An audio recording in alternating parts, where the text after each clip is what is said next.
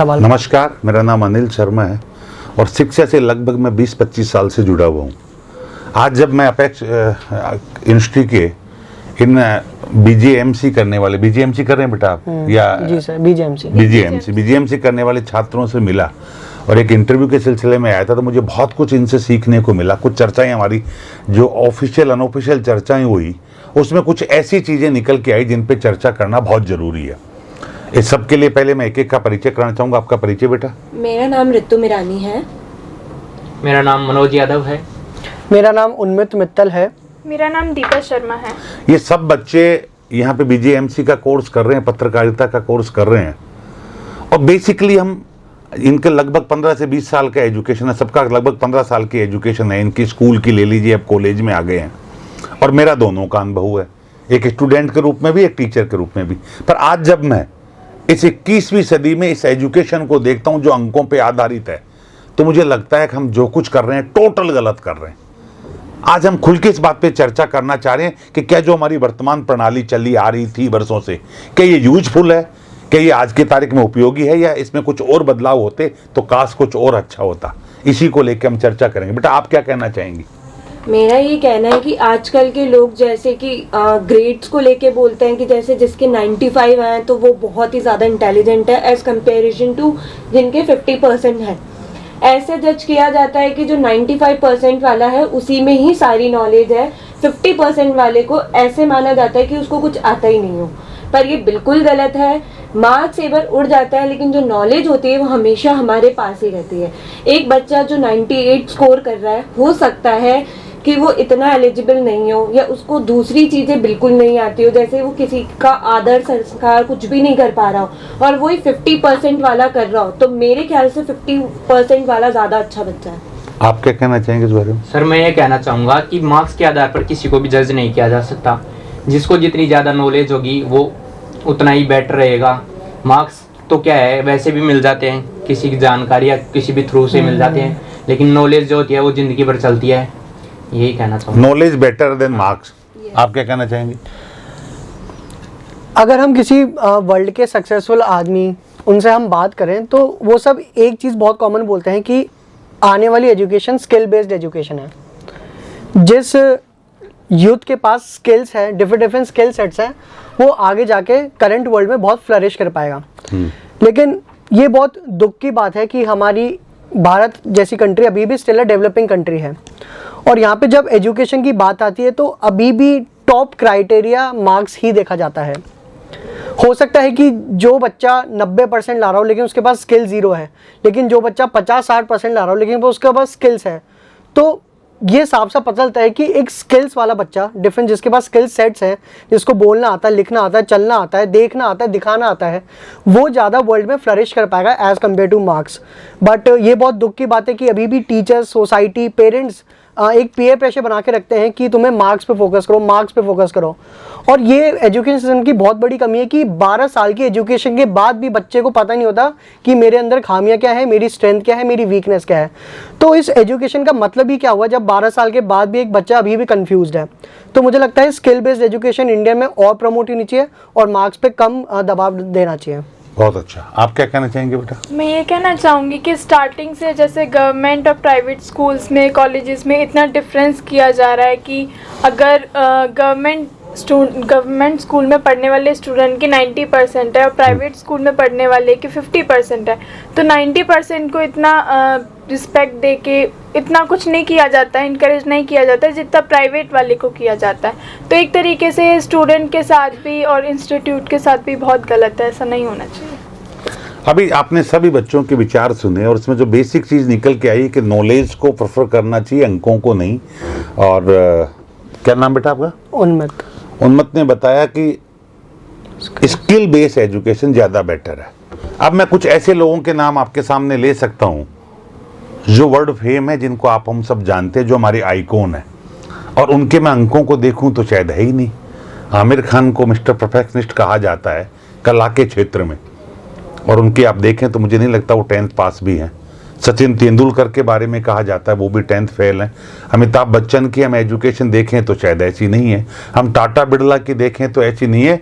हम जो देश के तीसरे नंबर, पूरे विश्व के तीसरे नंबर पैसे वाले बने हैं अभी हाल ही में, हमारे अंबानी अडानी जो है, उनकी भी ऐसी कोई नहीं है। इट मीन्स एजुकेशन तो कुछ है ही नहीं है ऐसा, अंक तो कहीं मैटर ही नहीं करते। फिर हमारा समाज क्यों अंकों के पीछे पड़ रहा है? तो जहाँ तक एक परसेप्शन देखा जाता है, मैं एक लड़की की, मेरी बच्ची की जब मैं शादी कर रहा था तो मैंने मिसेज से और बच्ची से पूछा तो बच्ची ने तो खैर अलग जवाब थे। मिसेज ने कहा नौकरी करता ढूंढो, और ये नौकरी करता कहाँ मिलेगा इन अंकों में, और कोई महत्व नहीं है। अगर मैं ईमानदारी भाषा में कहूँ तो बहुत लोगों को बुरा लगेगा, पर काम चोर बनाना है तो अंकों को देखिए आप।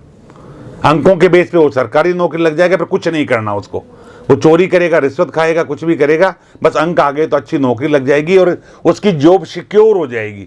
तो ऐसी जॉब सिक्योर वाले न दुनिया बना पाते हैं, न इतिहास बना पाते हैं।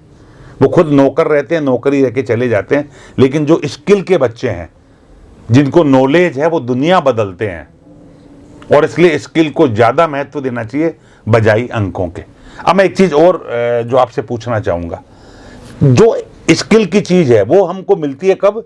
जब आप कॉलेज में आते हो, राइट? कहाँ से? एजुकेशन की लेवल 6 क्लास से मिल जाए तो बच्चा पहले ही उसको इसके पहले मिल जाएंगे, एक्सप्लोर होने लग जाएंगे। मेरी कई बार ये कल्पना होती है कि हमारी एजुकेशन क्या होनी चाहिए, जब हम 5th क्लास तक आए तो हमें 3 लैंग्वेज होनी चाहिए, हिंदी, इंग्लिश और हमारी मदर लैंग्वेज वाट एवर में भी दे। जैसे मैं राजस्थानी हूँ तो मुझे अगर राजस्थानी ढूंढाड़ी भाषा बोलनी है तो लेट मी स्पीक, मुझे बोलना चाहिए, वरना तो हमारी भाषा ही खत्म हो जाएगी। अगर हम सब हिंदी बोलेंगे तो जो हमारी लोकल लैंग्वेज है वो हमें होनी चाहिए। हमारी लोकल गेम्स हैं, जो फोकल गेम्स है, वो सब गाने बजाने सब होने चाहिए, एक तो वो लोकल में हो, ताकि हम उसको समझ सके। कई बार बच्चे से मैं कल परसों मेरे पोता एक छोटा सा, उससे मैं कई बार ये कहता हूँ ये क्या है, तो वो बता देगा ये रेड कलर, ये फलाना। वो रेड को मतलब नहीं समझता, बस वो क्लास में सिखाया गया ये ऐसा है, ये ऐसा है, तो वो उसी को करता है, उसको फील नहीं कर पाता।